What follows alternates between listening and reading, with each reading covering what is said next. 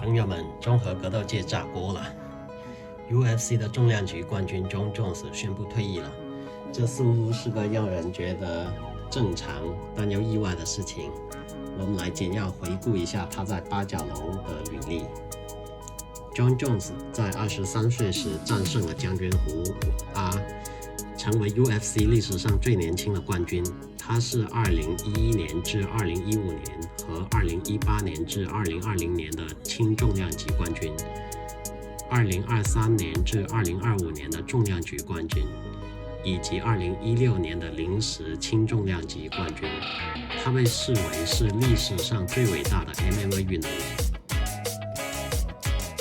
Jon Jones 在综合格斗生涯的战绩为28胜1负，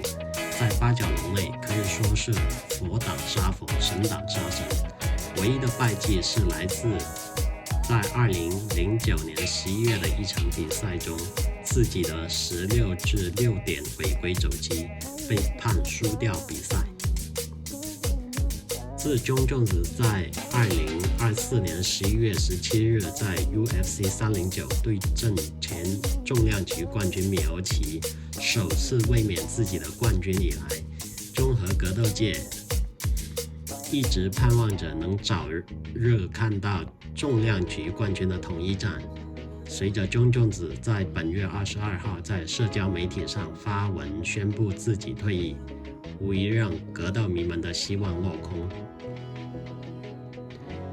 对于在 UFC 男子重量级来说，谁最有资格挑战Jon Jones呢？ Tom Aspinall 毫无争议是Jon Jones 的头号挑战者。Tom Aspinall 是现任的男子重量级临时冠军，并成功卫冕过一次重量级冠军。Tom Aspinall 持重量级临时冠军腰带长达580多天之久，是 UFC 持有临时冠军腰带时间最长的人，就差一场与Jon Jones 的对决。Jon Jones 是在躲避 Tom Aspinall 吗？这也是Jon Jones 在去年11月17日 UFC 309首次卫冕后，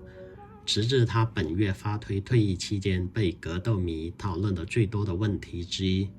不过 Jon Jones 从来没有说过他避战 Tom Aspinall。但是作为综合格斗迷，我认为作为 UFC 冠军会不断面临别人的挑战，而迎接挑战既是作为捍卫自己的冠军地位的手段，也是自己应尽的责任，除非你放弃冠军宝座，退出这项运动。当某一选手赢得比赛夺冠之后，总会说自己是这个级别最强的，别人也是正盛赞你是这个级别最强的。一般情况下，如果不是伤病等特殊原因，隔个半年到1年也需要接受别人的挑战，或者说需要再次捍卫自己的冠军头衔，来说明你现在还是最强的。而Jon Jones 2024年11月首次卫冕后，没有直接退役，而是在卫冕后的7个月后，在没有完成重量级冠军统一战的情况下才宣布退役，多少让我觉得欠缺担当。因为他出战的不活跃，耽误的时间，使得这个让他屡获赞誉的量级的发展受到了限制。我作为综合格斗迷，最想说的是，如果Jon Jones想退役，就应该在卫冕战那天就宣布，或者更早的宣布，